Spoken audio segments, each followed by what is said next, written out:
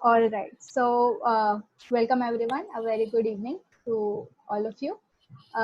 This is only the third book discussion of our book club, and today's book that is going to be discussed is called Nagasaki by Eric Faye, and we have with us our guest speaker today, Dr. Vidya Premkumar, who took out her time. And I the past week discussions with her on the book, the themes that needs to be discussed, and I'm grateful to you, ma'am, for having this session with us.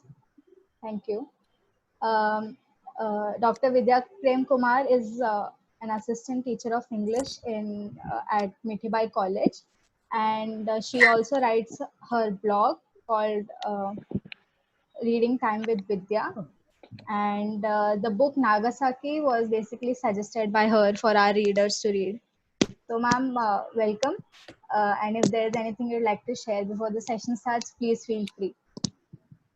Okay, so since this is a book club, I'll keep my commentaries to the least because I want people to actually talk about the book. And since everybody has read it, I would prefer more people to talk about it, and then I could put in insights wherever needed. Okay, so I will probably just talk briefly about the book and probably a little more about the Japanese culture that it comes from and why Yes.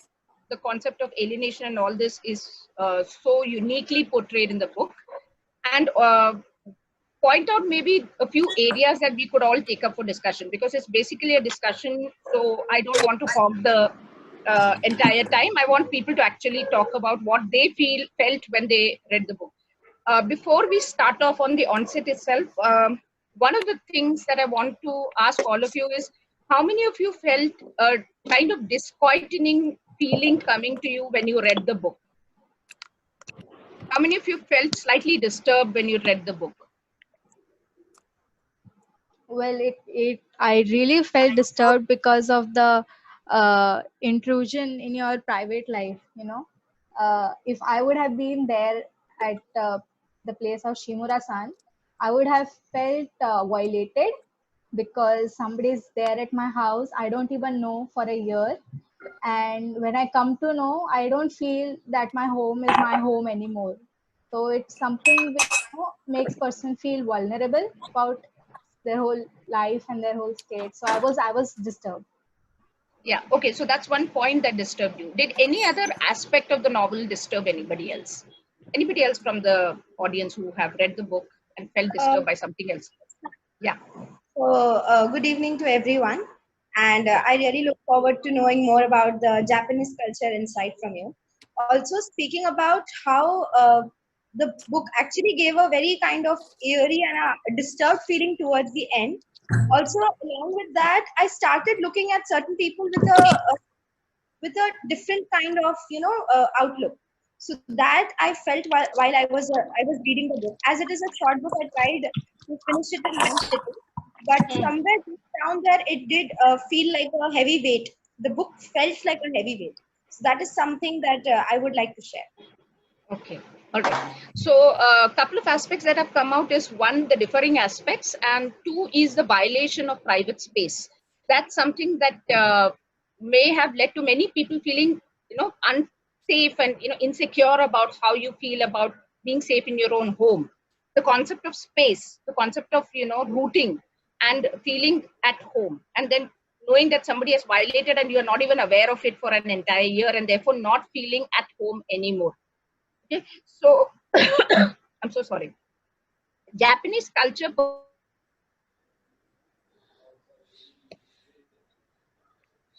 Hello.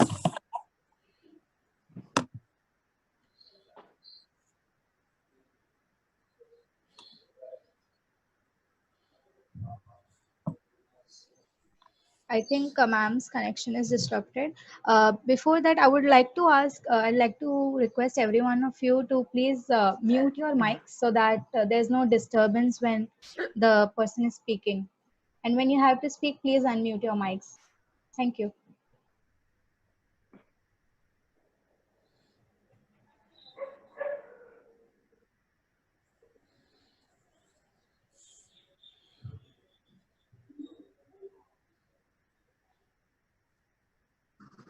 sorry, I lost connection there. I lost connection there. So, yeah. So one of the things that is very strongly prioritized in most of the South Asian countries like Japan or Korea and all these places is the fact that your professional life takes precedence over any other life. So at professional level, if you ever say no to going out with your colleagues or hanging out with your colleagues, it's considered as an isolation that you are enforcing upon them. So everybody who's a part of a team is expected to actually step out and go out and socialize even after work hours. So most people do not actually have social friends. What they have as social friends are generally the work culture based friends only, because most of them put in more than 12 hours of work at offices, and after that when you are probably socializing, it's again with your colleagues, and most people go back home isolated. And more, I mean, since almost 90s, Japan has become a country where the younger youth population has dropped dramatically and the older population is much higher. So again, that has also led to a different kind of isolation and alienation that has set in this society. And all of these factors are also affecting, and more people are choosing actually not to leave home. There are stories that have come out of the Japanese, culture, which have talks about people who have not left home for 3 years, not even stepped out of the house. They order everything online, they work from home, and they do not step out. So this is a different kind of isolation, that is self-enforced isolation, where people are not even meeting other people. And you have stories which tell even women who are prostitutes being hired to actually teach young men how to date women. That's the kind of social isolation that we are talking about. And these two older generation people who are a part of that culture, the isolation is not very surprising. The alienation is not very surprising in that particular story.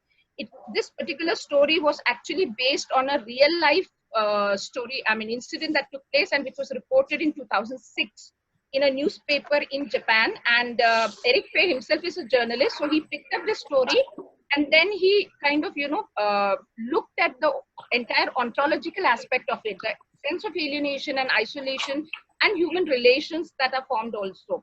Because in unraveling of his entire life, Kobo's life, what also happens to him in the entire story is also, by the coming of this woman, it's not just the sense of the security that he felt, the sense of safety that he felt within his home that is challenged. It also challenges him to get out of the fog of isolation that he had, self-isolation that he had pushed himself into, and re-examine his own relationships. So he even thinks about his previous relationships with women which didn't successfully stay. He says he was himself responsible for those relations not working out. And he thinks about his parents, he thinks about his sister who hasn't come to visit him for over a year, which is the reason why he didn't find out this woman who was staying with him for an entire year. So you have all these fraying relationships being re-examined in that light. So that is why the home no more feels home. It's not just simply the sense of security that is taken away. It's also this sense of now you having to self-reflect and think about your own life and what it has been. So it is becoming uncomfortable with one's own self also, which kind of is what leads him to go out of it, to move out of that house, because now no more can he feel safe in it. And just like he can no more feel safe with his own self also, because she has stirred up something that will not change for him. Now he will have to examine him, he will have to find answers which he may not find, but he will have to search for answers to questions that he was avoiding for a very long time in his life.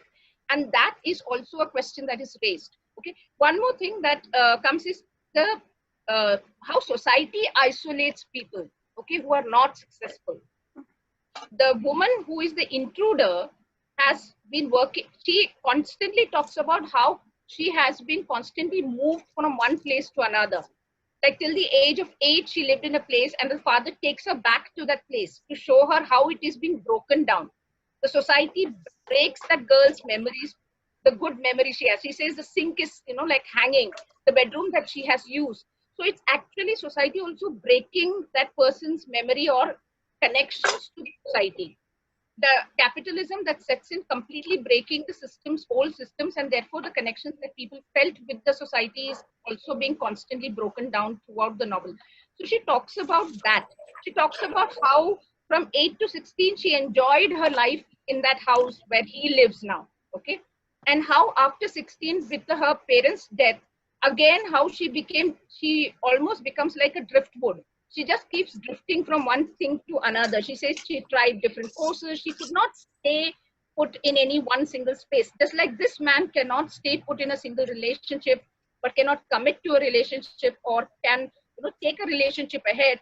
This woman is unable to stay put or stay committed to her own life also. So there is that kind of isolation that she suffers from this society. She says she even tried drugs, and then she was given a new name, but she could not stay true to that new name also. Even the new identity does not change her sense of alienation and isolation that she feels from life.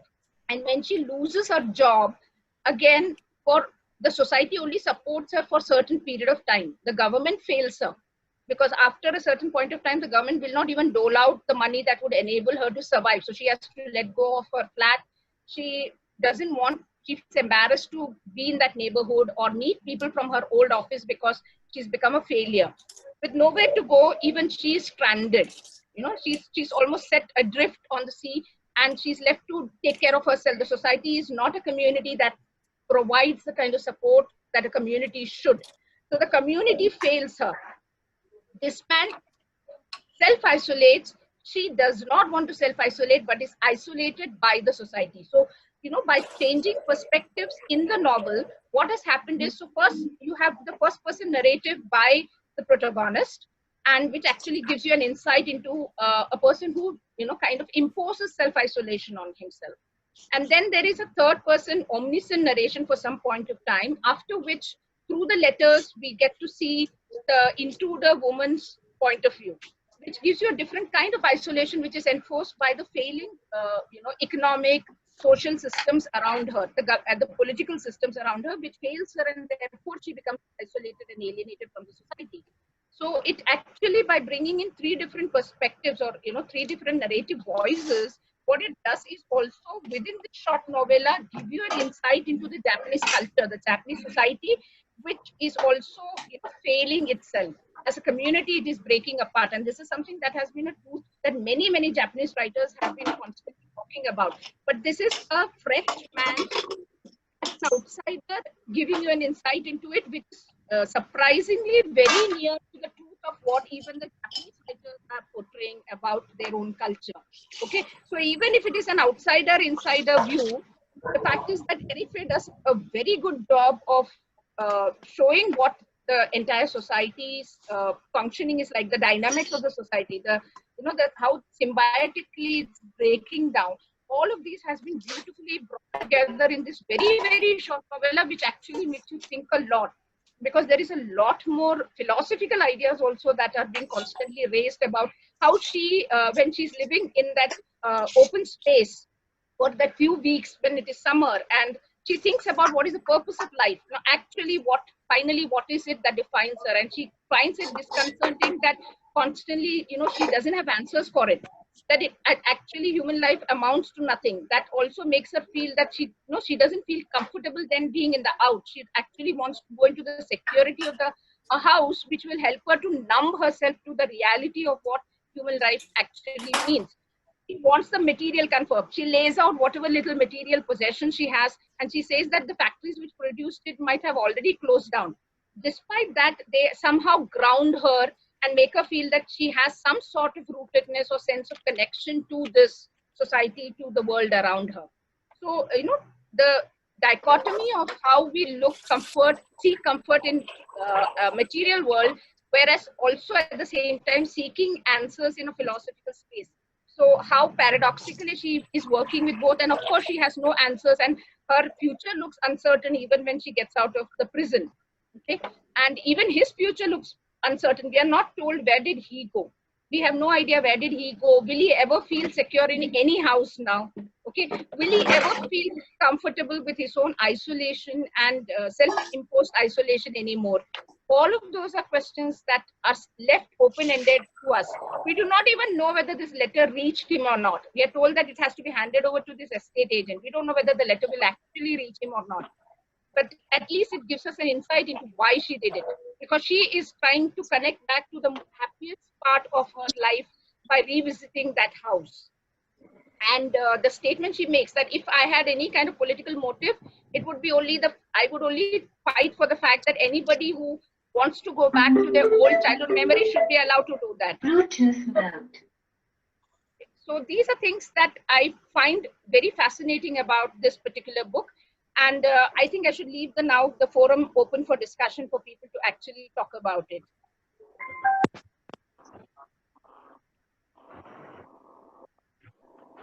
Huda ma'am, you had something to join. You had something to say. You raised your hand.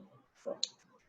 I think when ma'am asked us about how did anybody feel disturbed, that is the time I wanted to respond to it. I think um, I think the most disturbing part for me was the kind of solitary life that he lived. So more than anything, it was, and then we saw degrees of solitude and solitary life, right, in both the characters. And I think that some of the concepts in philosophy like destiny, mutual brotherhood, and also I think this idea of kind of fate and how you kind of come into the world and you come into to the world with a certain purpose is all challenged in this novel. Like, do you really have a purpose to fulfill? You really doubt that when you read this book. Like, as long as you are not kind of being aided by the society who pushes you and who tells you that, like us all, you also have a purpose to fulfill. There is nobody to actually kind of ask you your purpose. There is the entire sense of this thing is constantly there throughout, right from the beginning. For all the both the characters, it's clearly there, the sense of isolation, forced isolation, and something that is self-sought isolation. One more isolation that I see also emerging is the mundanity of life. Because the life has become so mechanized, and that's why the constant reference to the robots, the television, the kind of things that he watches on television are all related to robot. And even when he makes a reference to the fact that he calls up the police from his office and everybody just looks up from the screen as if they're also robots.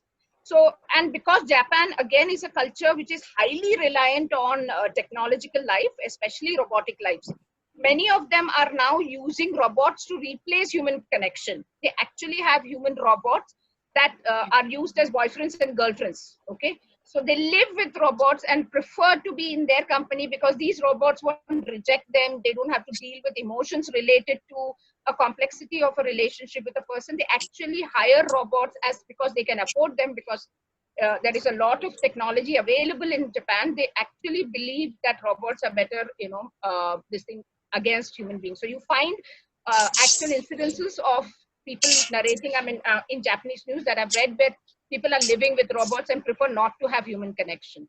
So that's also a kind of future that he's already talking about, okay, which is already a reality today. This is in 2008.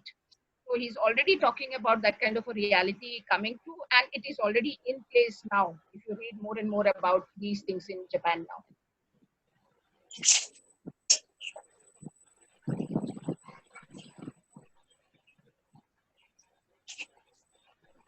Gauri, we can't hear you. You're muted. Sorry, am I audible now? Yeah. So even the part where he mentions that what is the use of making robots now, so that people everywhere are like robots. So robots is something which is something does not have any feelings, is isolated within itself, does not have any connections or such, and he is trying to compare that with the actual people living around him. So that gives a more strong sense of, how the isolation is seeped within individuals in that part of the world in Japan. And even when they talk about, cubicle homes where they just have an area to sleep, that's it, and that was sufficient for the intruder herself, because she just had certain very very few things that she felt were important to her, and that she felt, that she fit in her wardrobe where she lived. And for a year she felt self-sufficient, that was it. And she was supposed to, she was not she was isolated from the society, not intentionally, but she had to, because of her situations or all the things that were happening around her. There is also this concept that keeps emerging in the kind of, both of them are in isolation, but she finds peace in nature. She comes to that house because she talks about the view from that window. She says, imagine an 8-year-old having such a beautiful view of the bay, of the, all the boats there, and even the church being visible. So And for the her, sunlight that that is, comes yeah, from sunlight comes. Even the time that she spends in nature, actually living in the outdoors, is something that she cherishes.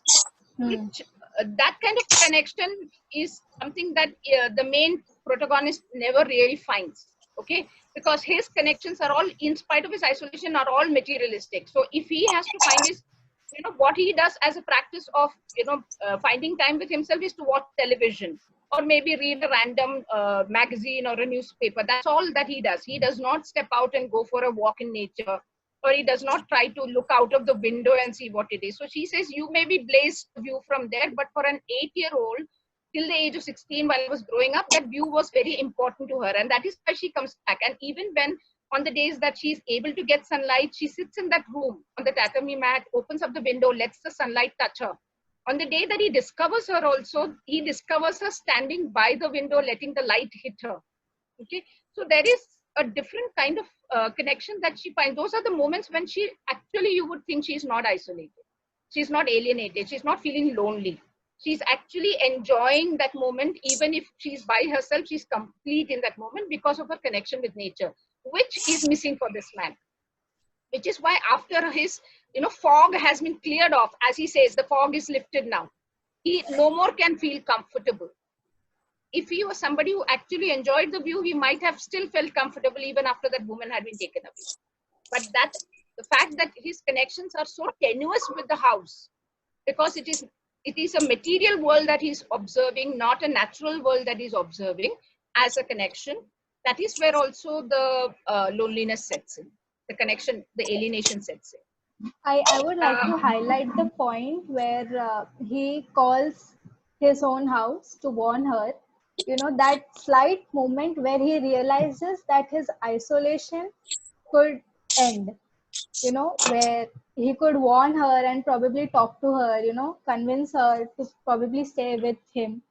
And I don't know, this point just came into my mind where I was reading that part. It was a sudden strike where I felt that he didn't want isolation anymore.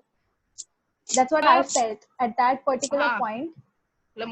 Yeah, maybe more than isolation, it's just that his action of actually observing somebody, through camera, and what he has done now is going to actually lead to repercussions where a person is going to be imprisoned for a long period of time, and that is something he feels guilty about. There is a lot of guilt in what he feels later.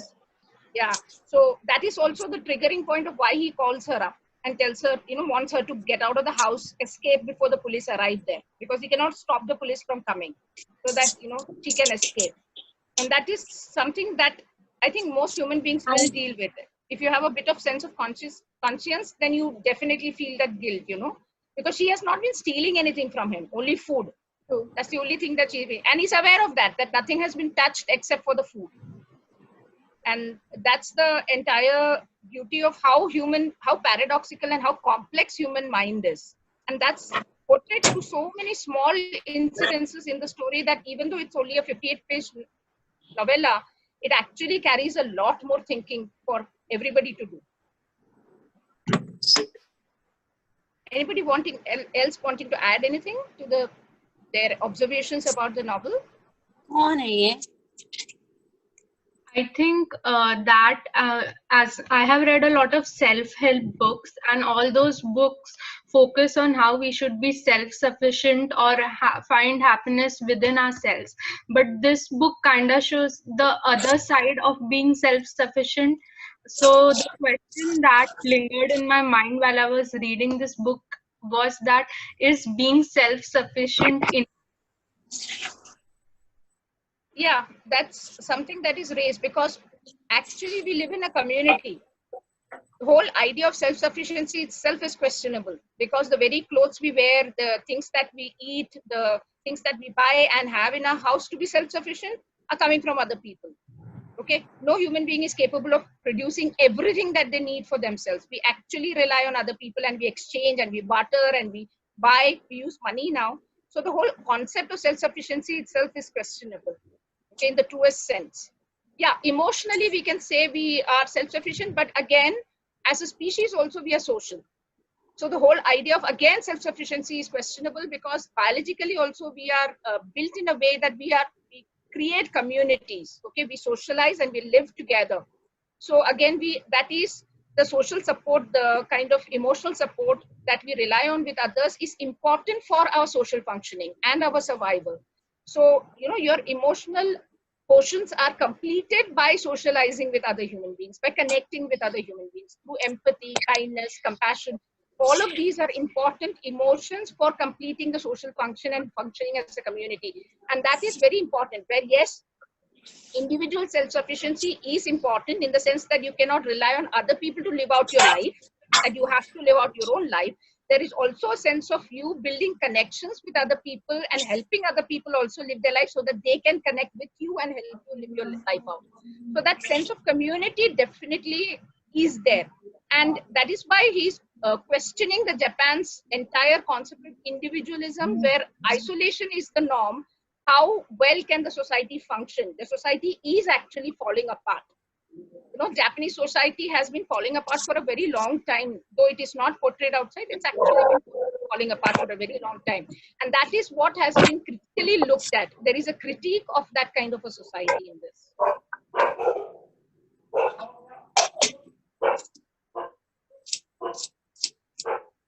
Any other point anybody wants to raise? I guess that's it, Gauri. Okay, so just to carry this discussion further, I would like to ask, any of you can answer, that how do you feel learning that this book is based on real life events, as ma'am mentioned earlier? So, because this is a real life event, what would be the, does anyone have any other inputs on this, apart from whatever has been discussed now? Vinay ma'am, how was your take on the whole book, the story?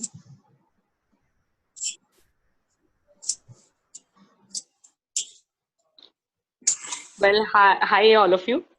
And I loved hearing Vidya ma'am speak about this book. Well, I'm not somebody who is I don't know. My take on this was slightly different. If in terms of that woman, I just wanted to give this particular thought to this meeting, that do you think that it was society that actually pushed her out to isolation? Because she basically, if you really look at her line of story, then she has not been treated well, and therefore possibly that isolation was something that was of a welcome for her. She was enjoying it, whereas a man basically chose to live alone. What do you think?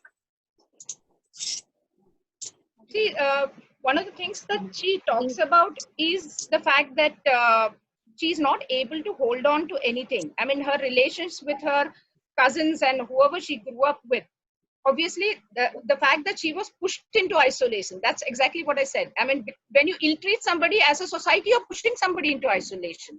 That's exactly what I was saying. The society failed her in that sense. I mean, exactly.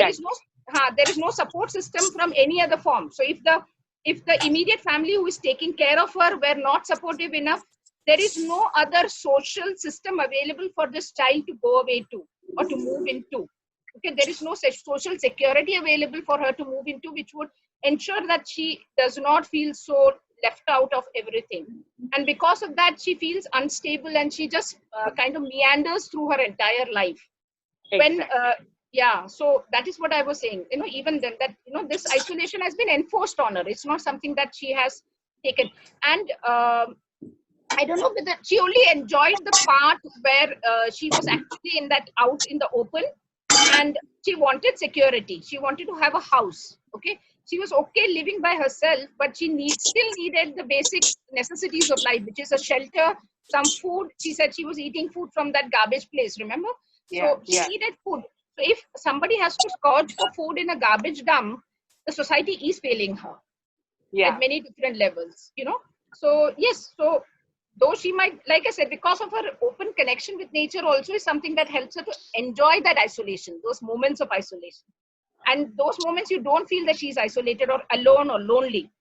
Yeah. But the man definitely, in his self-isolation also is lonely because he questions everything. Because if you really read the story, then in between he does have a world outside his house, in terms of where he's trying to find out whether somebody is in his house. There are those neighbors who are basically, so he does have connections if he wants to go ahead and take them up. And take it, but he doesn't. It begins with in the first paragraph itself, he says that he doesn't like going out and drinking with his colleagues. That social connection itself is being broken down right there. Probably So he's a little bit more conserved than the people who are like his friends. His friends are more, more social than him. Younger population. Yeah, the younger population it's also population is more social. He is from an older population, 50s. 50s, and therefore he feels that disconnect also. There is the generation gap also that he feels. I also like one more point that has slightly been raised over there, where she speaks about being allowed to go back to those places that she considered very, very, that was something very nice to think about. And we are not that old, but then definitely you kind of think of going back to your childhood memories. The poignancy of that particular statement.